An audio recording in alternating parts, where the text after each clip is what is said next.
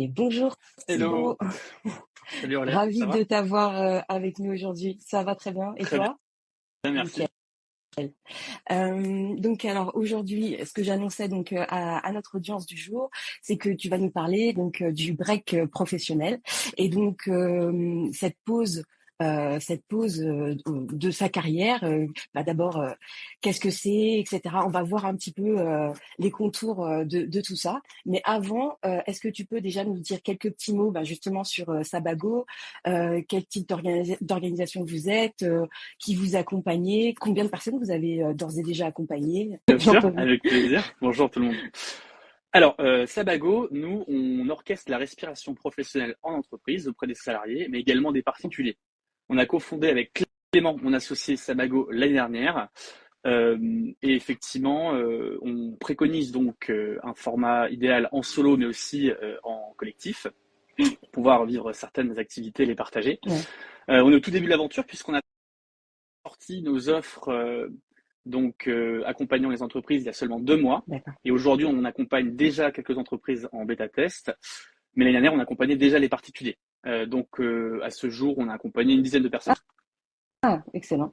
Et justement, si on va un petit peu plus loin, donc parce que le break professionnel aujourd'hui, qu'est-ce qui se cache derrière ce terme? Parce que j'imagine que, enfin moi j'ai plein d'idées en tête, et pour que ça soit un peu plus clair pour l'audience, quelle réalité ou quelle réalité au pluriel recouvre en fait cette pause professionnelle? Bien sûr, alors, donc la pause professionnelle, pardon, nous l'appelons break pro du coup.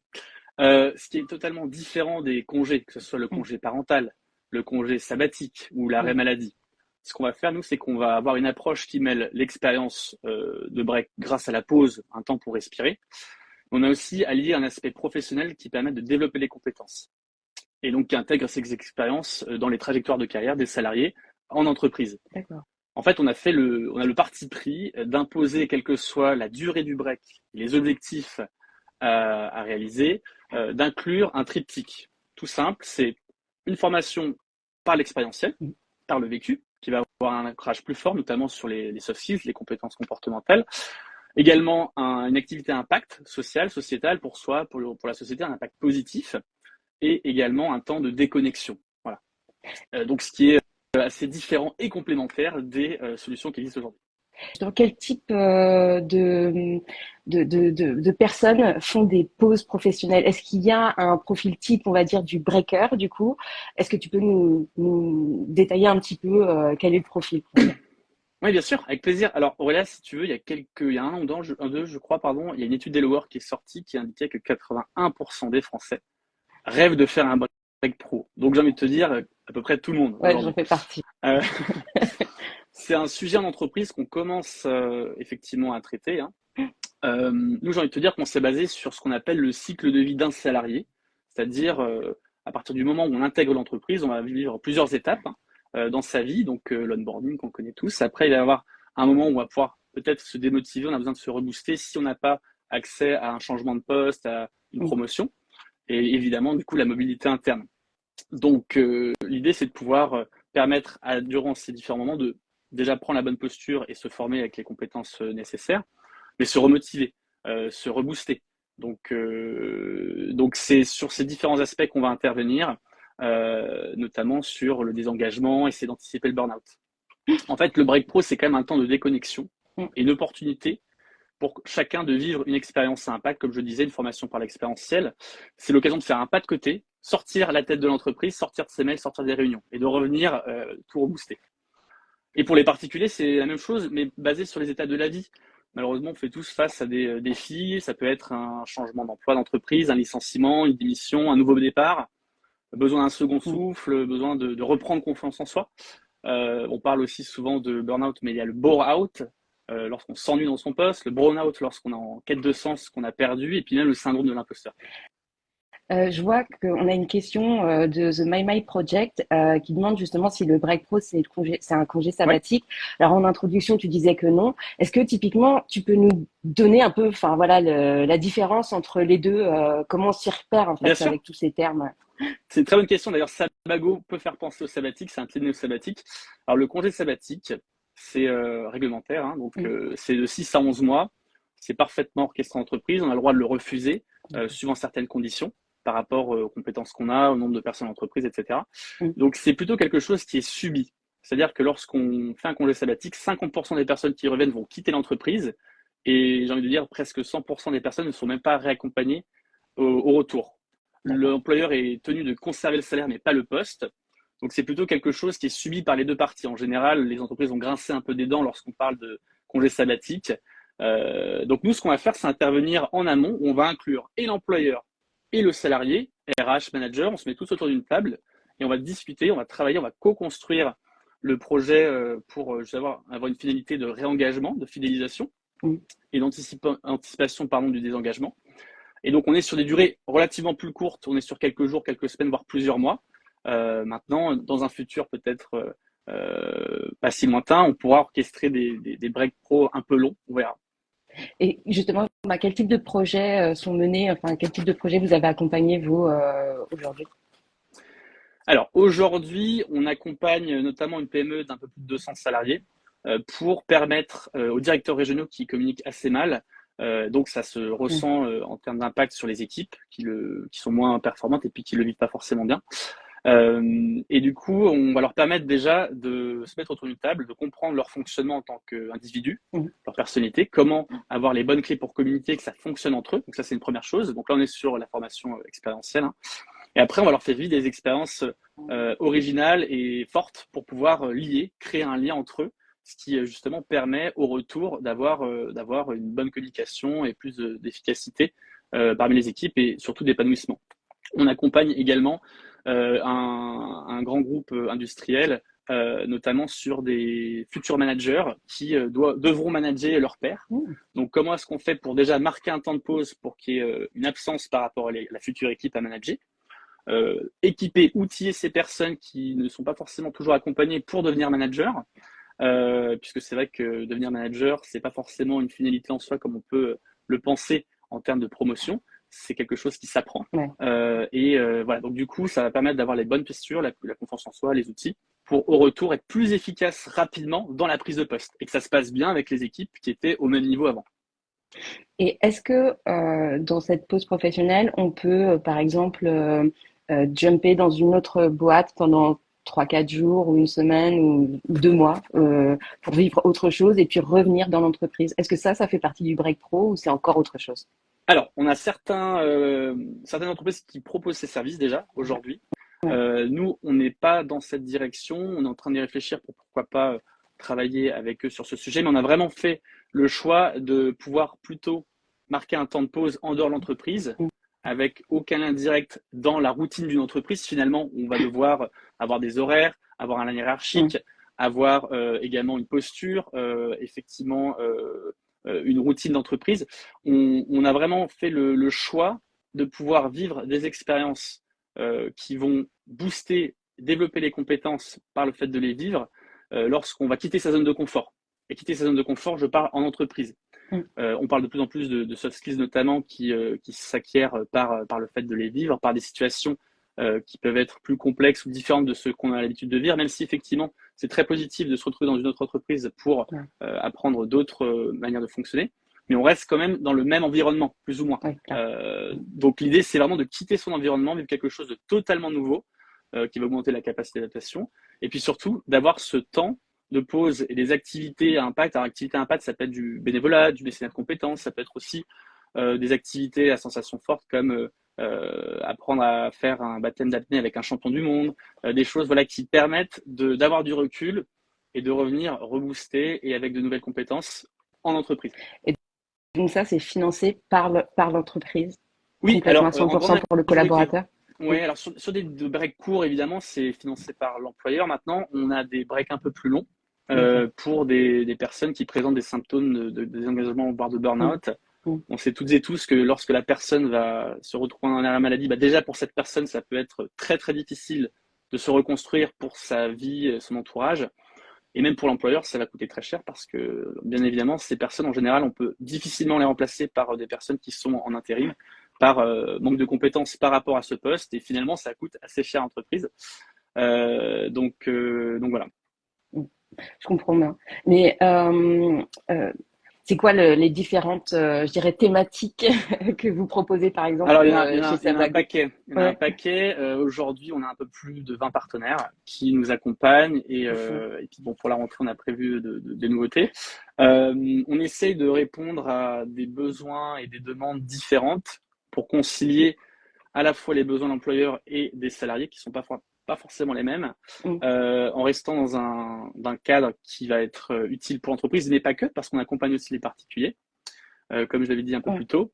Donc on a par exemple effectivement le baptême d'apnée avec un champion du monde. On a aussi des anciens sportifs de haut niveau qui vont faire du coaching mental, notamment une ancienne sportive de haut niveau en gymnastique. On a aussi un de nos partenaires qui permet de faire de l'immersion en eau froide pour apprendre à se renforcer, à maîtriser la respiration ou encore faire confiance sur la saddleboard indienne, qui est quand même quelque chose d'assez osé.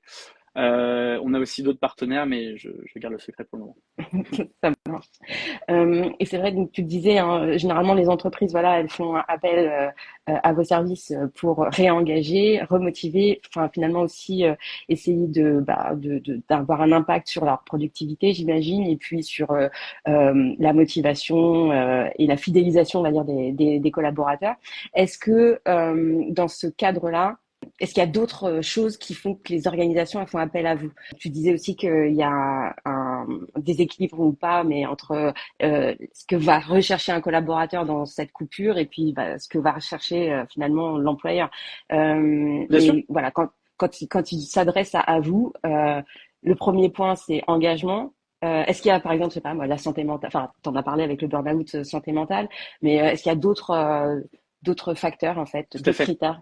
Oui, nous, en fait, on se positionne comme le tiers de confiance qui va permettre justement de faire le lien entre entreprise et salarié en étant expert et externe, notamment. En fait, il y a plusieurs degrés d'accompagnement qui vont être priorisés et puis surtout des retombées, des conséquences. Donc, numéro un, effectivement, ça va être l'engagement, la fidélisation des salariés, le développement de compétences.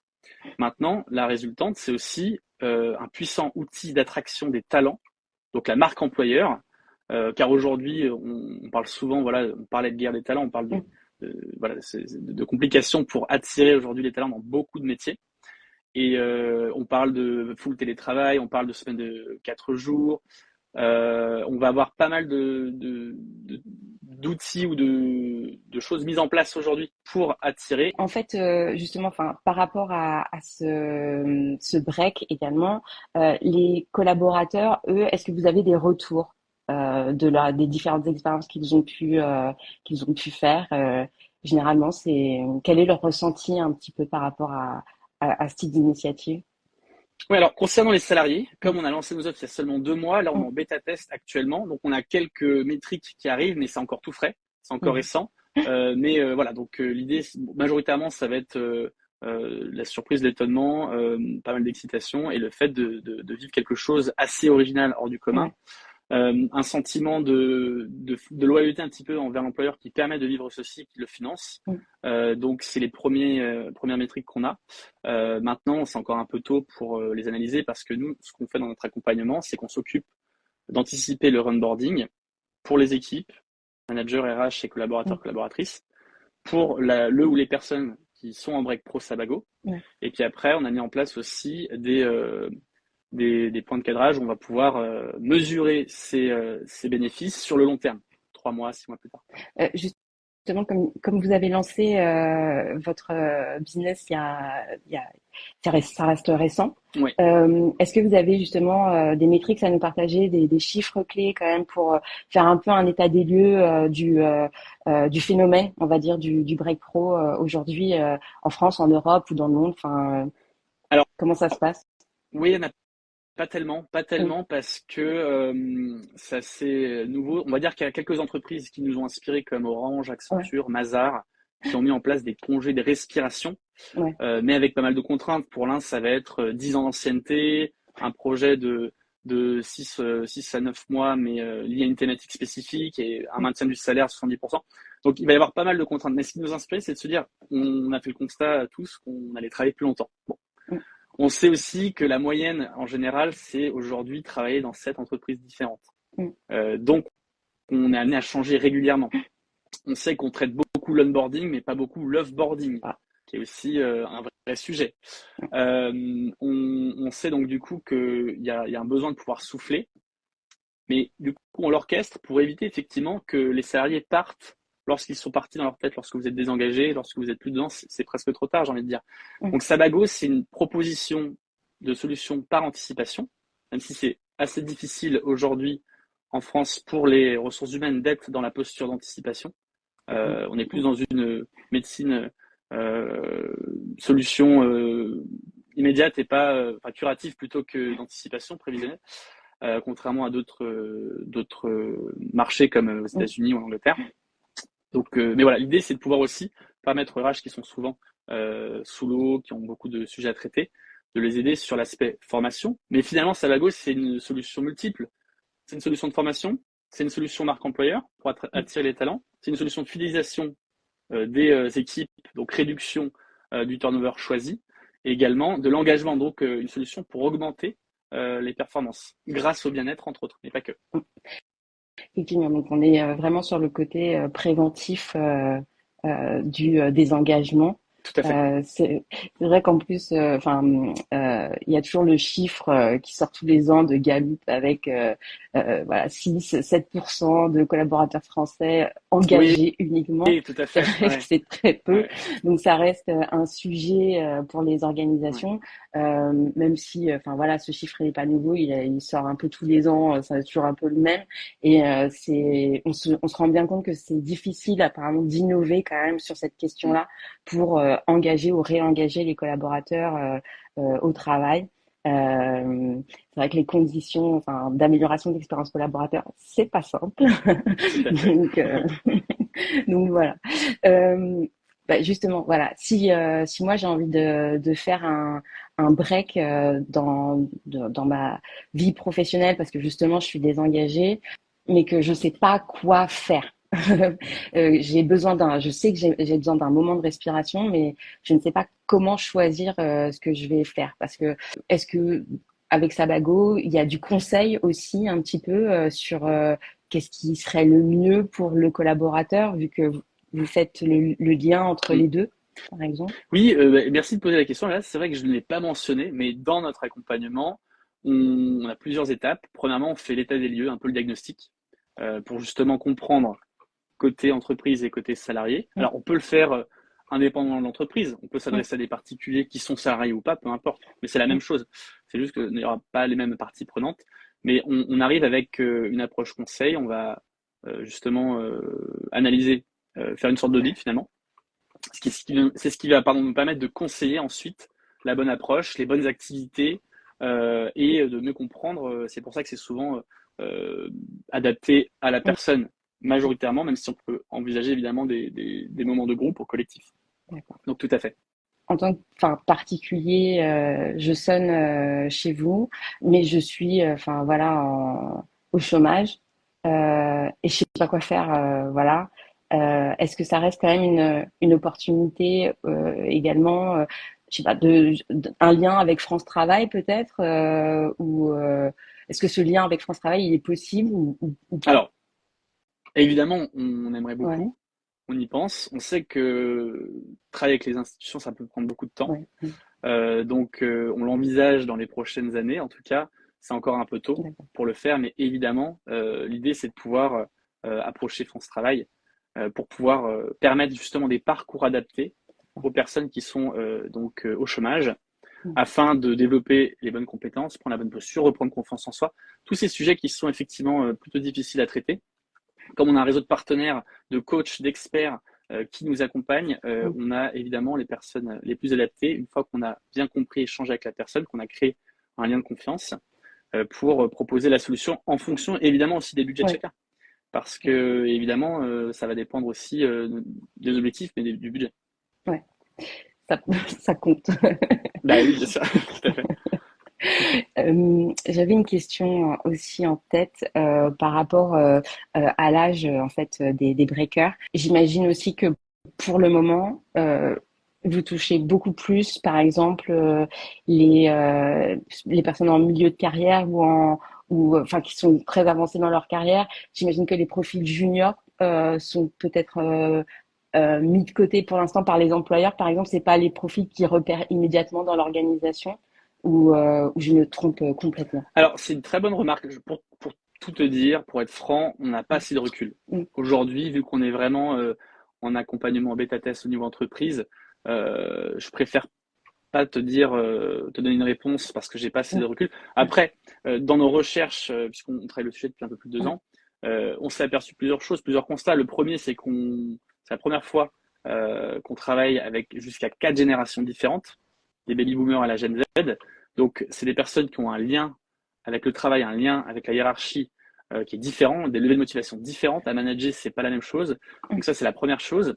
La deuxième chose, c'est que Sabago peut aussi être un outil qui va compléter ce qui existe en onboarding, notamment au-delà d'attirer des talents, on va pouvoir aussi ensuite leur faire vivre une expérience qui va tout de suite les mettre dans le bain avec une très forte marque employeur grâce à une expérience Sabago.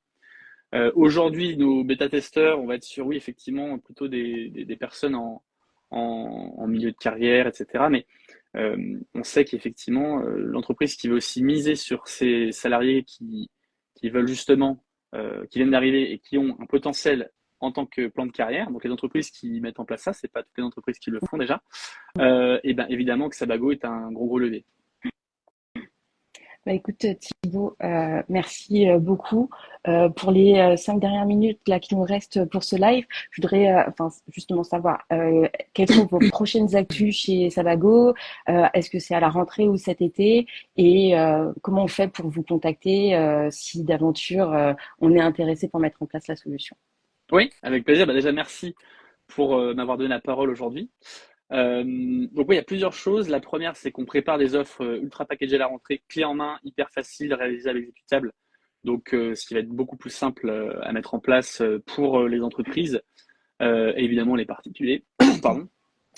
On augmente énormément notre réseau de partenaires pour couvrir beaucoup plus d'expériences Sabago, hein, que ce soit en activité impact, en temps de déconnexion ou en formation par l'expérientiel.